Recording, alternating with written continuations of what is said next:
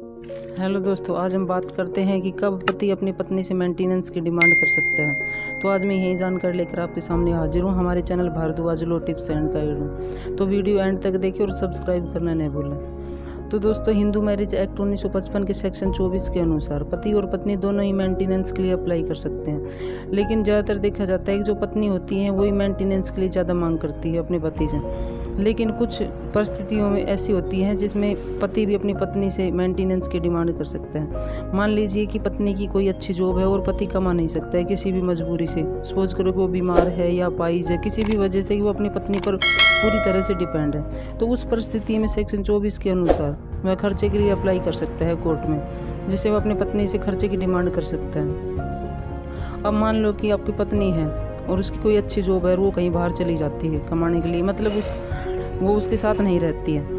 अब वो पति क्या करेगी, क्योंकि वो तो कमाने के लिए बाहर चली गई और वो वापस में नहीं आ रही है, और ना कोई केस करती है, ना डाइवोर्स डालती है, कुछ भी नहीं करती है, और उससे अलग रहना शुरू कर देती है।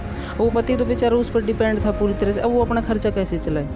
और भी जब तक वो कोर्ट नहीं जाएगा तब तक उसका खर्चा नहीं बंधेगा। कोर्ट कैसे दिलाएगी जब तक कोर्ट नहीं जाएगा, कोई केस नहीं डालेगा तब तक। और उसकी पत्नी कोई केस वगैरह डालती नहीं है।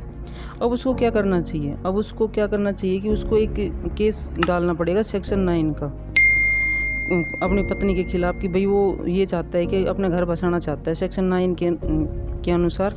अब जैसे ही उसकी पत्नी को नोटिस मिलेंगे सेक्शन 9 वाले केस के, उसके तुरंत बाद वो सेक्शन 24 के अनुसार खर्चे के लिए अप्लाई कर सकता है। सेक्शन 24 के में क्या दिया हुआ है कि अगर पति अपाहिज है या कुछ भी है कि वो पूरी तरह से अगर अपनी पत्नी पर डिपेंड है तो वो उससे खर्चा ले सकता है। अब वो क्या क्या खर्चा ले सकता है अपनी पत्नी से?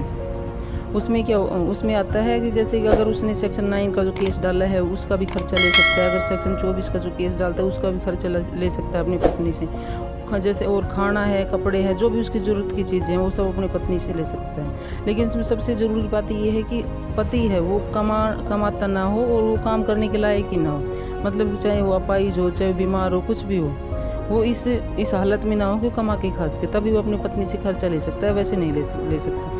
तो दोस्तों, कैसी लगी आपको मेरी वीडियो? प्लीज़ कमेंट्स बॉक्स में कमेंट्स करें, लाइक करें, सब्सक्राइब करें और बेल आइकन दबाना नहीं भूलें। और किसी भी लीगल हेल्प के लिए हमारी सोशल साइट पर संपर्क करें, जिसका लिंक डिस्क्रिप्शन में दिया हुआ है। धन्यवाद।